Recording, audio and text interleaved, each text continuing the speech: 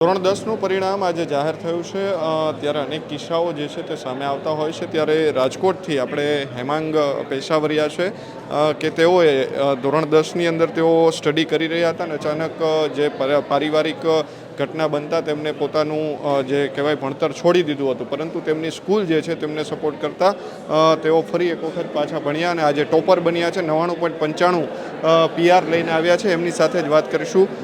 શું આખી ઘટના બની હતી અને આખરે તમે 99.95 લઈ આવ્યા છો, કેવું લાગી રહ્યું છે? અત્યારે તો ખૂબ જ ગર્વ અનુભવાય છે, કારણ કે આ મારી એક ક્ષમતા બહારનું પરિણામ છે. એમાં ખાસ મારી જે શાળા સંસ્થા ધોળકિયા હું જ્યાં ભણેલો છું ત્યાં એ લોકોનો પૂરેપૂરો સપોર્ટ, અને એમનું જે ક્યારેય એમ નહીં કે આ વસ્તુમાં તને ના કે તું આ ના કરી શકે, એમ તું કરી શકીશ, એમ મારી ક્ષમતા બહાર મને એ લોકોએ પહોંચાડી. અને આજે સેલિબ્રેશનનો એક ભાગ છું, અહીંયા જો ઊભો છું સ્ટેજ ઉપર, એનું કારણ જ એ ધોળકિયા સંસ્થા છે સંપૂર્ણપણે. બિલકુલ. તમે શા માટે ભણવાનું મૂકી દીધું હતું? એમ એવું હતું કે મારા પપ્પા ગયા વર્ષમાં પહેલા મંથમાં એક્સપાયર થઈ ગયા હતા, એટલે ત્યાર પછી થોડીક આર્થિક પ્રોબ્લેમને લીધે મેં જોબ જોઈન કરી હતી. અને પછી સ્કૂલમાં જ્યારે 10th સ્ટાર્ટ થયું ત્યારે સ્કૂલ તરફથી કહેવામાં આવ્યું કે હવે તું જોબ છોડી જાય, સ્ટડી પર ફોકસ કરતું વધારે, એમ કારણ કે માર્ક્સ આવશે તો સેલરી વધારે મળશે, અત્યારે તું થોડા ઘણા પૈસા માટે ના કરે, એમ. એટલે પછી જોબ છોડાવી અને પૂરેપૂરું અહીંયા મને મહેનત કરાવી અને છે અત્યારે અહીંયા આ લેવલ સુધી મને પહોંચાડ્યો. તમારા ફાધરને શું તકલીફ હતી? શું આખી પારિવારિક માહોલ હતો? એમને કેન્સર હતું અહીંયા મોઢાનું, એટલે એમને ત્યારે પછી થોડોક આર્થિક પ્રોબ્લેમ હતી એટલે જોબ જોઈન કરી હતી. હવે કેવું લાગી રહ્યું છે? 99.95% આવ્યા છે. અત્યારે તો ખૂબ જ સારું અનુભવાય છે. આમાં એક ગર્વ થાય છે કે આ સ્ટેજ ઉપર હું અહીંયા ઊભો છું, આ જગ્યા સુધી હું પહોંચી ગયો, એમ. પરિવારનો રોલ કેવો રહ્યો છે આ મહેનત પાછળ? ખૂબ જ એ લોકોએ પૂરેપૂરો સપોર્ટ કર્યો, ક્યારે પણ કોઈ બાબત માટે મના નથી કરી, ના નથી પાડી, અને ક્યારે એવું નહીં કે આ વસ્તુ તું ના કર. પૂરેપૂરી સ્વતંત્રતા આપી. હું જ્યારે પણ જે વસ્તુ માગું અથવા તો મારી જે પણ રિક્વાયરમેન્ટ હોય એ પૂરેપૂરી રીતે એ લોકો પૂરી કરવાની ટ્રાય કરે અને કરે પણ છે, એમ.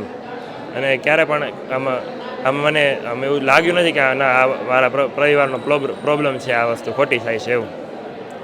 શાળાને સ્કૂલને શું કહેવા માગશો? આજે આ પરિણામ પહોંચ્યું છે, તમે કહ્યું કે તમારે જે આર્થિક પ્રોબ્લેમ થયો હતો ત્યારબાદ તમે જોબ લાગી ગયા ને જોબ છોડીને પછી સ્કૂલે ખૂબ સપોર્ટ કર્યો. હા, ખાસ તો શાળા બાબતે એ જ કે આટલું સપોર્ટિવ સિસ્ટમ જ્યારે સ્કૂલનું હોય તો રિઝલ્ટ તો એ ટોપ નોચ જ આવવાનું છે, એ તો ફાઇનલ જ છે. કારણ કે શાળાના શિક્ષકો એટલા, એક તો એમને પણ એટલું હોય કે ના અમારું બાળક આટલું, બાળક પ્રત્યે એવું નહીં કે એક ફીસ પૂરતું જ કે એક સ્ટુડન્ટ છે, એક પોતાના દીકરા દીકરી તરીકે ગણીને લોકો ભણાવે અને આવું રિઝલ્ટ અપાવે એનું, એટલે જ ધોળકિયા સંસ્થાનું આટલું રિઝલ્ટ આવે છે. બિલકુલ. એમના પરિવારજનો આપણી સાથે છે. બેન, શું કહેશો? આજે 99.95 PR લેવા છે. ખૂબ આનંદ છે મને કે મારો ભાઈ આટલો આગળ વધે છે, આ સિચ્યુએશનમાં આટલો મેચ્યોર બનીને આગળ વધે છે. ખૂબ આનંદ થાય છે મને કે ના, એને જે ધાર્યું હતું એટલું એ પરિણામ લઈ આવ્યો છે. એમાં એક ભાગ ધોળકિયા સંસ્થાનો બી છે કે એના સર મેડમે જે એને સપોર્ટ કર્યો છે એ ખૂબ આમ કે કહેવાય કે ના, એને જે ધાર્યું હતું એને કરી લીધું. હવે એને આગળ જે કરવું છે એમાં મારા પરિવારનો પૂરો સપોર્ટ છે કે જે આગળ કરવું હોય તે કરે, કોઈ વસ્તુની રોકટોક નહીં. એમના મમ્મી છે, તમે શું કહેશો? એમના ફાધરને કેન્સર થયું હતું ને ત્યારબાદ તેમણે જોબ કરી અને ફરી એક વખત પાછા ધોરણ 10ની એક્ઝામ પણ આપી અને ટોપર પણ બન્યા છે. કેવું લાગે છે? બહુ સરસ લાગે મારા માટે અને મારા પરિવાર માટે. એ ગર્વની વાત છે કે આજે મારો છોકરો એના પપ્પાના પૂરેપૂરા આશીર્વાદ સાથે છે અને મારા ઘરનો પરિવારનો એક એવો અભિપ્રાય કે એ આગળ વધે, અને આજે એને રિઝલ્ટ બતાવ્યું છે અમને લઈ આવીને. અને પૂરેપૂરો સપોર્ટ સ્કૂલનો, શિક્ષકનો, બધાનો, કે જે એને ધાર્યું હતું, એને એમ લાગ્યું કે આ છોકરો મહેનત કરે છે તો એની પાછળ એને મહેનત કરી સરનો, અને એને સપોર્ટ કર્યો ફૂલ. એમને પાછું રિઝલ્ટ બતાવ્યું એને.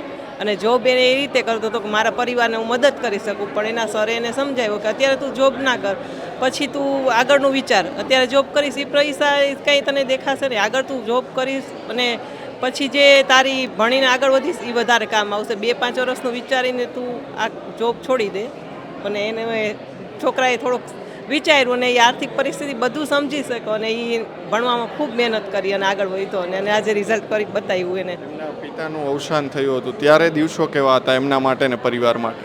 ત્યારે પણ એવા જ હતા દિવસો. અત્યારે પણ એના માટે કે બે ભાઈ બહેન માટે અમારા પરિવાર તરફથી કોઈ એના પપ્પા નથી એવું અમારા પરિવાર તરફ છોકરાઓને જરાય પણ એમે મનમાં સંકોચ લઈ આવવા નથી દેતા. એને એમ જ મમ્મી પપ્પાનો બધો પ્રેમ અમે આપી છીએ એને. અને આવી જ રીતે મારા સાસુ સસરાએ ખૂબ એની વાહે મહેનત કરી છે અને એનું પરિણામ આજે આજ સામે દેખાય છે.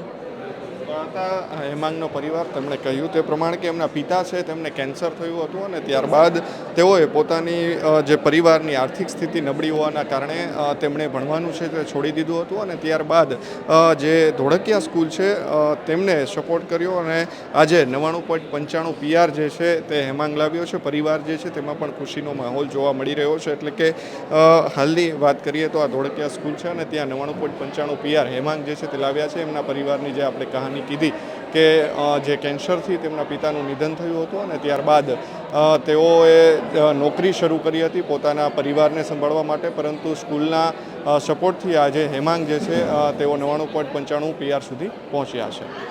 કેમેરા પર્સન કેવિન નિમાવત સાથે મયુર સરવૈયા, સ્વરાજ મીડિયા, રાજકોટ.